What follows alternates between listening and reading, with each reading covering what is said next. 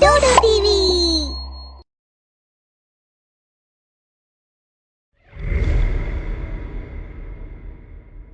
दरवाजे की घंटी बजती है। रामदास दरवाजा खोलते हैं। अरे यहाँ तो कौनू नहीं है। फिर बैल किसने बजाई? और ये फूलों गुलदस्ता किसका है? उठा के देखते हैं। रामदास फूल का गुलदस्ता उठाते हैं और गुलदस्ता हाथ में लिए एक तरफ चलने लगते हैं। पीछे से उनकी बहू और पोता आवाज लगाता है, पापा जी कहाँ जा रहे हैं?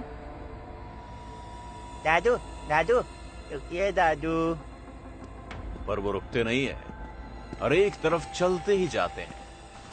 उनका बहू और पोता कुछ दूर उनके पीछे भागते हैं, पर उनका ज्यादा दूर तक पीछा नहीं कर पाते हैं और वो गायब हो जाते हैं। माधोपुर गांव में ये घटना आज पहली बार नहीं हुई थी, बल्कि पिछले कुछ दिनों से इस गांव में लगभग हर रोज ही ऐसा कुछ ना कुछ हो रहा था। गांव के बुजुर्ग इसी तरह गायब होते जा रहे थे। पहले तो किसी को कुछ समझ नहीं आया, और अब गांव के लोग इस बात को समझ गए थे कि दरवाजे पर कोई एक गुलदस्ता आता है, और फिर बुजुर्ग व्यक्ति उस गुलदस्ते को जैसे ही उठाते हैं, वो उसके पीछे न जाने कहां चले जाते हैं। पर इस गुलदस्ते का राज क्या है, ये गांव वाले समझ नहीं पा रहे हैं। इसलिए अब उन्होंने तय किया है कि वो इस राज का पता लगा कर ही रहेंगे। अबे कल भाई चाचा को भी गुलदस्ता मिला, वो भी न जाने कहां चले गए बे। अबे इसी तरह गांव बूढ़े लोग न जाने कहां गायब हो रहे बे। हमको उन्हें ढूंढना पड़ेगा, वो जानना पड़ेगा कि आखिर ये सब के पीछे बात क्या है भैया। हाँ तुम ठीक कह रहे हो, कुछ तो बात है, वरना इस तरह से इतने कम दिनों में हमारे गांव के इतने बुजुर्ग कहाँ चले गए। हम पता करके ही रहेंगे आखिर वजह क्या है। हम सबको चौकन्ना रहना होगा। हम एक काम करते हैं, गांव में जो थोड़े बुजुर्ग बचे हैं उन्हें पंचायत भवन में ले आते हैं, और फिर आसपास छिपकर हम देखते हैं कि आखिर हो क्या रहा है। गांव के बाकी लोग भी हाँ में सर हिलाते हैं और सब अपने प्लान को पूरा करने में लग जाते हैं। गांव के बचे हुए बुजुर्ग पंचायत भवन में आ जाते हैं और बाकी सब लोग इधर उधर छिप कर देखते हैं कि अब होगा क्या। सुबह से शाम हो जाती है, पर आज कोई गुलदस्ता नहीं आता है। तभी अंबरनाथ को प्यास लगती है और पानी पीने पंचायत भवन के सामने के नल पर वो आते हैं, और वहां उन्हें एक गुलदस्ता दिखता है। गुलदस्ता उठाकर वो भी एक तरफ चलने लगते हैं। अबे वो देखो अंबर काका कहीं जा रहे, उनके हाथ में गुलदस्ता भी है। चलो सब तरफ से उनका पीछा करते हैं बे। सभी लोग ऐसा ही करते हैं। कुछ दूर जाकर सब जो देखते हैं उससे वो हैरान हो जाते हैं। अंबरनाथ जी एक पुरानी हवेली की तरफ जाते हैं और फिर उस हवेली में जाकर वो गायब हो जाते हैं, और कुछ देर बाद वो हवेली खुद भी गायब हो जाती है। अरे ये कौन सी हवेली थी, कहाँ से आई और कहाँ चली गई? ये तो कुछ चक्कर लगता है। अब यहाँ कोई भूत भूत का चक्कर लग रहा है बे। अब इससे हमको बस एक ही आदमी बचा सकता है, दिव्य दृष्टि वाले बाबा। वो लोग दिव्य दृष्टि वाले बाबा के पास पहुंचते हैं। तुम्हें आता देख जान लिया है। हमने तुम्हारे आने का कारण। समस्या मुश्किल है पर हम करेंगे निवारण। वो एक चुड़ैल है जो जवान रहना चाहती है, इसीलिए 2 दिन बाद आने वाली अमावस्या को इन सभी बुजुर्गों की बलि देना चाहती है, ताकि वो हमेशा जवान और खूबसूरत रहे। बहुत ही खतरनाक है वो चुड़ैल, पर चिंता ना करो, हम हैं। हम करेंगे तुम्हारी परेशानी को दूर। चलो वहां चलो जहां तुम लोगों ने वो हवेली देखी थी। बाबा के साथ सभी लोग उस जगह पर पहुंचते हैं। अभी उस हवेली को यहां लाता हूं। मैं मंत्र पढ़ते हुए इस जादुई राख से यहां चारों तरफ घेरा बनाऊंगा। बाबा ऐसा ही करते हैं और एकदम धमाके से वहां हवेली आ जाती है और एक चुड़ैल भी। बाबा, क्यों लाया है तू इन लोगों को यहाँ? क्या करना है तुझे? मैं जानती हूँ कि तुझे मेरा मकसद पता है, फिर तू क्यों उसे पूरा नहीं होने दे रहा? मैं कह देती हूँ, मेरा मकसद पूरा नहीं हुआ, मैं किसी को जिंदा नहीं छोड़ूंगी। अभी तो बात सिर्फ इन बूढ़ों की है, पर अगर मेरा मकसद पूरा नहीं हुआ तो एक भी इंसान दिखाई नहीं देगा इस गांव में। ऐसा कुछ नहीं होगा। अब जो भी होगा तेरे साथ होगा। तू मेरा कुछ नहीं कर पाएगा बाबा। ले, ये ले संभल। ऐसा कहकर चुड़ैल बाबा की तरफ अपनी शक्ति से वार करती है। बाबा बेहोश हो जाते हैं और फिर वो चुड़ैल और हवेली गायब हो जाती है। सब लोग बाबा को लेकर वहां से जाते हैं। बाबा को अगली शाम को होश आता है। चुड़ैल, चुड़ैल, छोड़ूंगा नहीं मैं तुझे। मैं यहाँ कैसे आया? वो हवेली, वो चुड़ैल कहाँ गई? गांव वाले बाबा को सारी बात बताते हैं। कोई बात नहीं। अगर कल वो चालाक चुड़ैल जीत गई तो क्या हुआ? आज तो उसे मरना ही होगा और किसी भी हालत में मुझे आज ये काम करना ही होगा, क्योंकि कल अमावस की रात है और जो भी करना है वो आज ही करना होगा।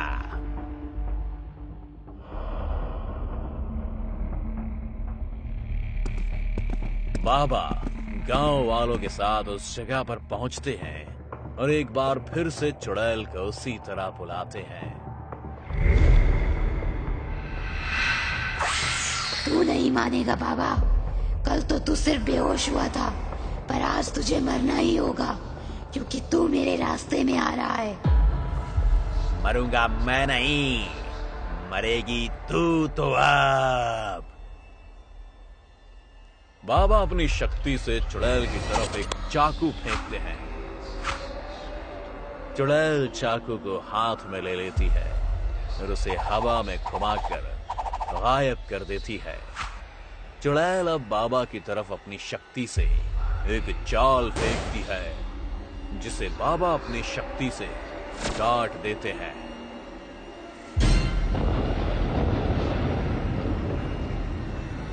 लगता है तुझे मारने के लिए मुझे अपने सबसे ताकतवर अस्त्र का इस्तेमाल करना होगा। ऐसा कहकर बाबा कुछ मंत्र पढ़ते हैं और उनके हाथ में एक तलवार आ जाती है, जिसे बाबा चुड़ैल की ओर फेंकते हैं और चुड़ैल मर जाती है। चुड़ैल के मरते ही उस हवेली में से सारे बुजुर्ग भी बाहर आ जाते हैं। सब बाबा का कोटि कोटि धन्यवाद करते हैं और वहां से चले जाते हैं और हंसी खुशी रहने लगते हैं। आधी रात का समय था। अविनाश अपनी कार से लौट रहा था। अविनाश एक सॉफ्टवेयर कंपनी में काम करता है। उसने हाल ही में शहर में थोड़ी दूर एक कॉलोनी में घर लिया है, जहां आसपास कुछ ही घर हैं। अविनाश को घर पहुंचने की जल्दी थी, इसलिए वो हाईवे पर तेजी से कार चला रहा था। रास्ते में धुंध होने के कारण अविनाश बहुत कम दूरी तक ही देख पा रहा था। तभी अचानक उसकी कार से कोई टकराया। अविनाश घबरा गया। उसने तो ब्रेक लगाया और कार फिसलती हुई थोड़ी दूर पर जाकर रुक गई। अरे नहीं, ये आखिर था क्या जो मेरी कार से टकराया? कहीं वो कोई इंसान तो नहीं? मुझे जाकर देखना होगा। अविनाश डरा हुआ कार से नीचे उतरा और आसपास देखने लगा। अरे यहां तो बहुत अंधेरा है और ऊपर से धुंध, कुछ भी नहीं दिख रहा। जरूर कोई जानवर टकराया होगा। अरे नहीं, बहुत देर हो गई, मुझे ऐसे निकलना चाहिए। अविनाश अपनी कार स्टार्ट करके वहां से चला गया। फिर 4 दिन बाद अविनाश ऑफिस से घर लौटा। रात के कुछ 11 बजे थे। वो अपनी कार पार्क करके घर की तरफ जाने लगा। तभी उसने देखा कि एक पड़ोस के घर में ऊपर के कमरे की खिड़की से एक लड़की उसे घूर रही थी। अविनाश भी उस लड़की को देखकर मुस्कुराया और घर के अंदर चला गया और दरवाजा बंद कर लिया। लेकिन उस लड़की की नजर अब भी अविनाश के दरवाजे की तरफ थी। रात के 1 बजे थे। अविनाश अपने कमरे में सो रहा था। तभी दरवाजा खटखटाने की आवाज आई। अविनाश उठा और दरवाजे की तरफ गया। उसने दरवाजा खोला तो बाहर एक लड़का खड़ा था। कौन हो तुम? हेलो सर, मेरा नाम धीरज है। मैं आपके पड़ोस में रहता हूँ। एक्चुअली मेरे घर का लॉक खराब हो गया है, दरवाजा नहीं खुल रहा। क्या आप मुझे कोई टूल्स दे सकते हैं जिससे मैं उसे खोल सकूं, प्लीज सर? अविनाश को धीरज पर शक हुआ। लेकिन वो लड़की तो अंदर है ना? लड़की? कौन लड़की? वही जो ऊपर के कमरे में। मैंने थोड़ी देर पहले उसे देखा था। आप मजाक तो नहीं कर रहे? मेरा घर तो मैंने किराए पर लिया है और अकेला ही रहता हूँ मैं। उस वक्त अविनाश के मन में कई सवाल उठे, लेकिन उसने सब सवालों को नजरअंदाज कर दिया। अच्छा ठीक है, तुम यही रुको, मैं टूल्स लेकर आता हूं। अविनाश टूल्स लेने अंदर गया। जब वो टूल्स लेकर वापस आया तो उसने देखा कि धीरज वहां नहीं था। उसने बाहर निकलकर चारों तरफ देखा पर धीरज कहीं नजर नहीं आया। फिर अविनाश ने धीरज के घर की तरफ देखा। उसका दरवाजा बंद था। अविनाश को लगा कि धीरज अपने घर जा चुका है। अविनाश वापस अपने घर के अंदर जाने ही वाला था कि उसकी नजर ऊपर खिड़की पर गई। अविनाश ने देखा कि वो लड़की अब भी ऊपर कमरे की खिड़की से खड़ी उसे घूर रही है। अविनाश उसे देखकर सहम गया। तभी अचानक उस लड़की ने अविनाश की कार की तरफ इशारा किया और वहां से चली गई। अविनाश सच का पता लगाने धीरज के घर गया। उसके घर का दरवाजा बंद था। अविनाश ने बेल बजाई पर किसी ने दरवाजा नहीं खोला। वो वापस जा ही रहा था, तभी कहीं से धीरज वहां आ गया। अविनाश धीरज को वहां देखकर चौंक गया। धीरज, तुम कहां चले गए थे? कोई लड़की तुम्हारे घर पर है, ऊपर वाले कमरे में। आप क्या बोल रहे हैं?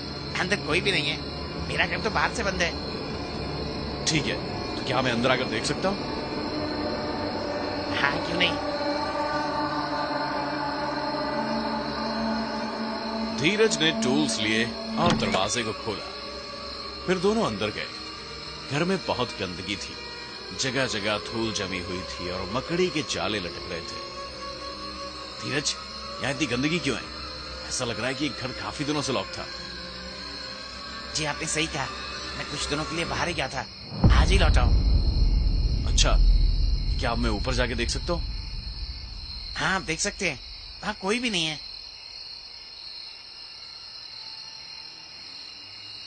अविनाश ऊपर के कमरे की तरफ गया। उसने कमरे का दरवाजा खोला तो देखा एक लड़की बेड पर बैठी हुई थी। अविनाश उसे देखकर घबरा गया। जी, आप हैं कौन और धीरज के घर पर क्या कर रही हैं? मेरा नाम नताशा है, मैं धीरज की पत्नी हूँ। लेकिन धीरज ने तो कहा कि वो इस घर में अकेले ही रहता है। धीरज ने ये तुमसे कब कहा? अभी थोड़ी देर पहले। वो यहाँ नीचे ही है। तुम झूठ बोल रहे हो। जी, क्या मतलब है आपका? धीरज की 4 दिन पहले कार एक्सीडेंट में मौत हो चुकी है। वो अब इस दुनिया में नहीं है। ये सुनकर अविनाश के पैरों तले जमीन खिसक गई। उसके कदम लड़खड़ाने लगे और वो डरकर नीचे की तरफ भागा। अविनाश जब नीचे पहुंचा तो उसने देखा कि धीरज वहां नहीं है। फिर अचानक हवाएं चलने लगी। सारे खिड़की दरवाजे अपने आप ही एक दूसरे से टकराने लगे और एक भयानक हंसी पूरे घर में गूंज उठी। अविनाश मौका पाकर बाहर की तरफ भागा। वो अपने घर में जाने ही वाला था कि उसका दरवाजा भी बंद हो गया। फिर अविनाश घबराया हुआ एक सुनसान रास्ते पर निकल गया। वो वहां से जा रहा था। वो एक सिद्ध तांत्रिक बाबा की कुटिया थी वहां, जिनकी शक्तियां और तंत्र विद्या के बारे में अविनाश ने बहुत सुना था। वो भागता हुआ तांत्रिक बाबा के पास गया और उन्हें सारी बात बताई। फिक्र मत करो बेटा, तुम्हें कुछ नहीं होगा, मेरे साथ आओ। अविनाश बाबा के साथ वापस धीरज के घर आया।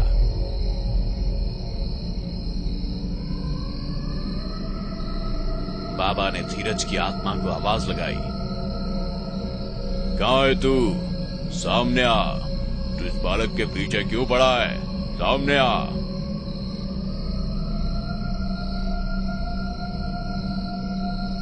बाबा, यहां ऊपर के कमरे में धीरज की पत्नी है।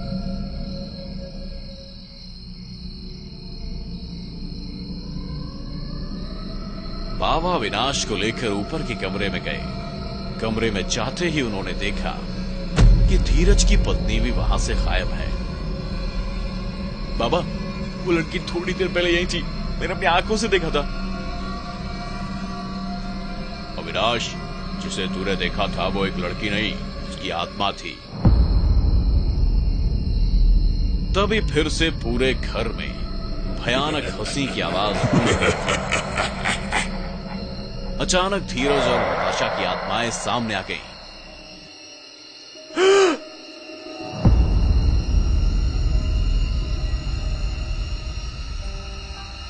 क्यों परेशान कर रहे हो इसे?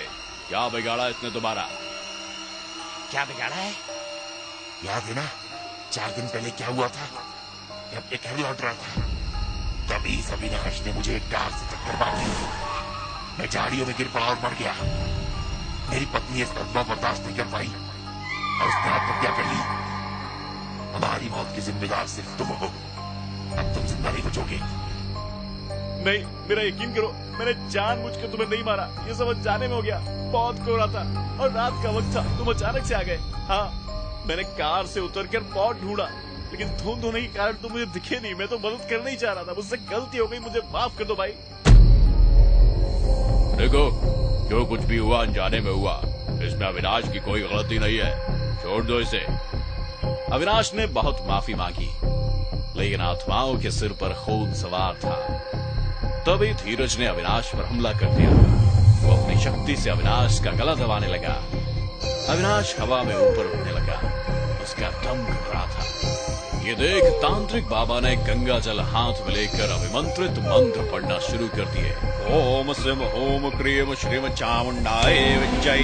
ओम सिम ओम क्रीम क्रीम चामुंडाय विच्चै। बाबा को मंत्र पढ़ता देख नताशा की आत्मा उससे आ गई और बाबा को मारने के लिए आगे बढ़ी। तभी बाबा ने वो पवित्र गंगा जल नताशा पर छिड़क दिया।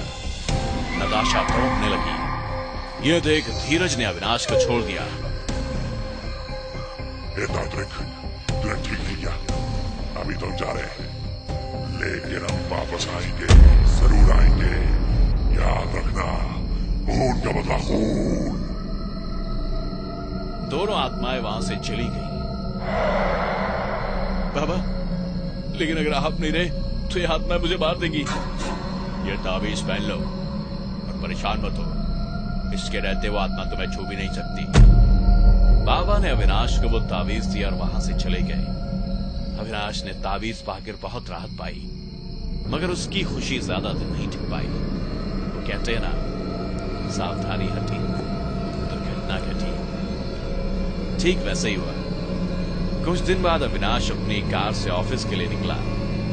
वो बेफिक्र होकर स्पीड में कार ड्राइव कर रहा था। तभी अचानक उसे याद आया कि उसने तो वो तावीज ही नहीं पहना है। अविनाश घबरा गया। तभी उसका ध्यान कार के मिरर पर गया। उसकी कार की पिछली सीट पर धीरज बैठा हुआ था। वो बहुत डर गया। उसने ब्रेक लगाने की कोशिश की लेकिन ब्रेक नहीं लगा। अविनाश की कार कंट्रोल से बाहर हो गई और सीधा जाकर एक पेड़ से जोर से टकराई।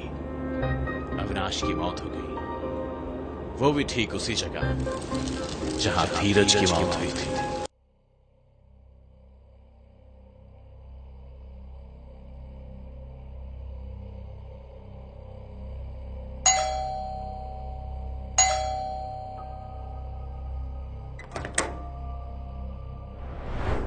स्वामी जी,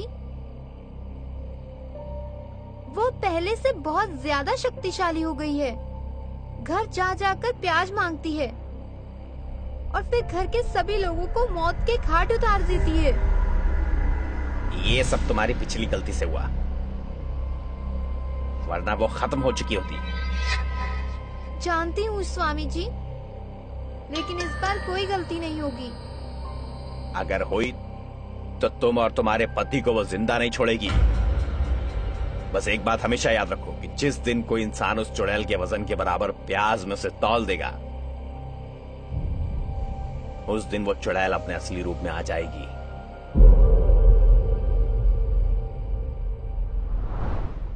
नोएडा की एक पॉश सोसाइटी में अलका और रोहन रहने आए। नए घर में आकर बहुत खुश थे। कुछ महीने बहुत अच्छे बीते।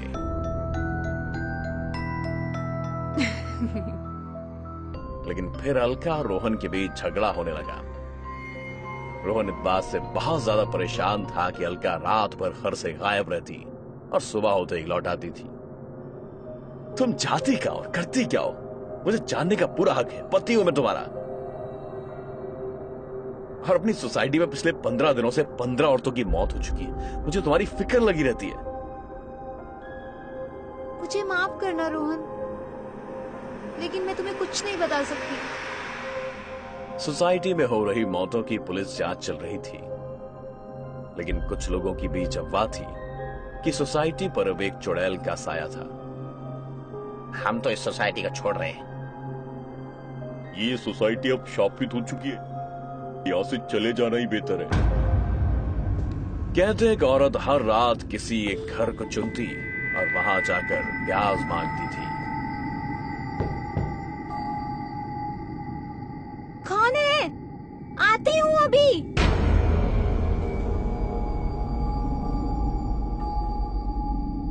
दीदी थोड़ा प्याज मिलेगा? खत्म हो गया। अभी लाई।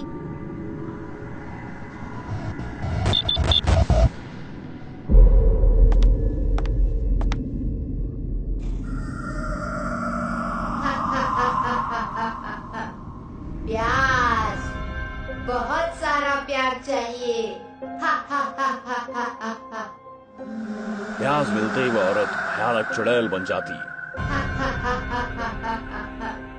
क्या पता क्या सच था, लेकिन सोसाइटी की औरतों की मौतें इस बात का सबूत थी कि वो चुड़ैल बहुत खतरनाक थी और बेरहम भी।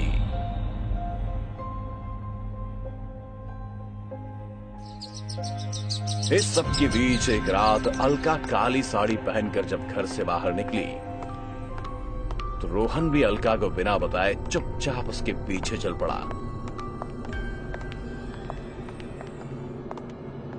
अलका बिल्डिंग के अंधेरे कॉरिडोर में चलती जा रही थी और रोहन उसके पीछे। तो क्या लोगों की बातें सच है? क्या अलका ही वो चुड़ैल है?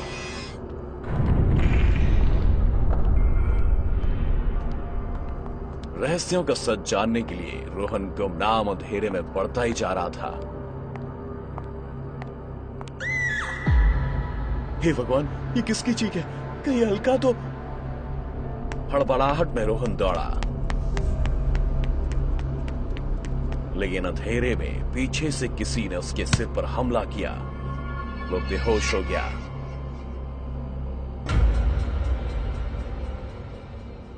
आंख खुली तो बिस्तर पर, सिर पर पट्टी और अलका उसके बगल में।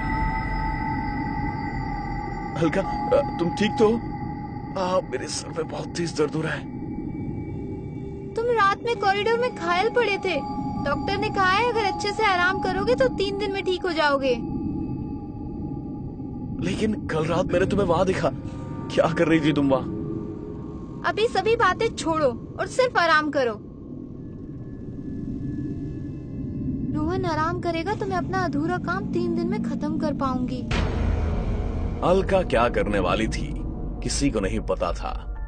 रोहन अब बिस्तर पर पड़ा था और सोसाइटी के सभी घरों में खौफ था, एक अनजान चुड़ैल का खौफ। जैसे ही रात हुई, अलका ने रोहन को नींद की गोलियां दी और उसके सोते ही अलका घर से बाहर निकली। अंधेरे सुनसान कॉरिडोर में काली साड़ी पहने अलका कहीं खो गई। उस कॉरिडोर से ऊपर की मंजिल पर जाने के लिए एक रास्ता था। ऊपर की मंजिल पर कई सालों से कोई नहीं गया था। वो हिस्सा हमेशा बंद ही रहता था।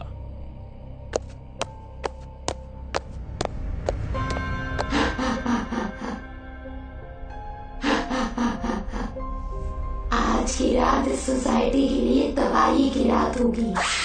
बस एक घर से थोड़ा सा और प्याज और फिर कई सारी लाशें।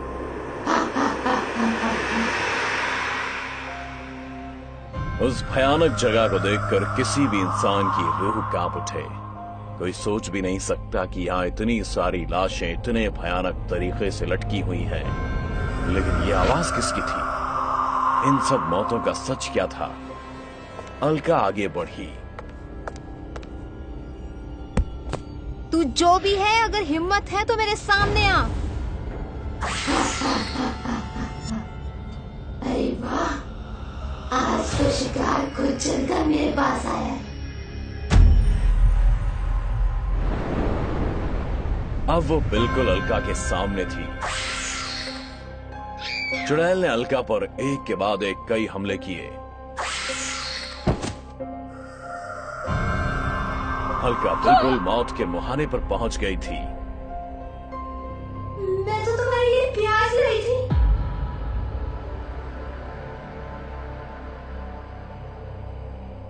चुड़ैल ने उस तरफ देखा तो वहां 2 बोरियां रखी थी। इतना सारा प्याज। अब मैं इस प्याज से और शक्तिशाली हो जाऊंगी।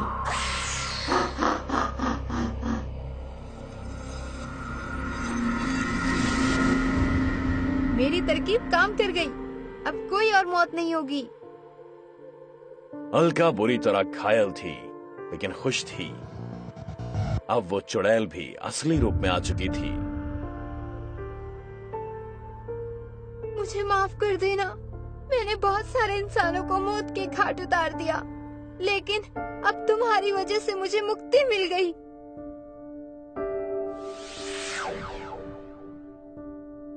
पिछले साल बेतहाशा बढ़े प्याज के दामों की वजह से इस लड़की ने आत्महत्या कर ली थी। भूख बहुत जालिम है मेरे दोस्त, इंसान को हैवान बना देती है।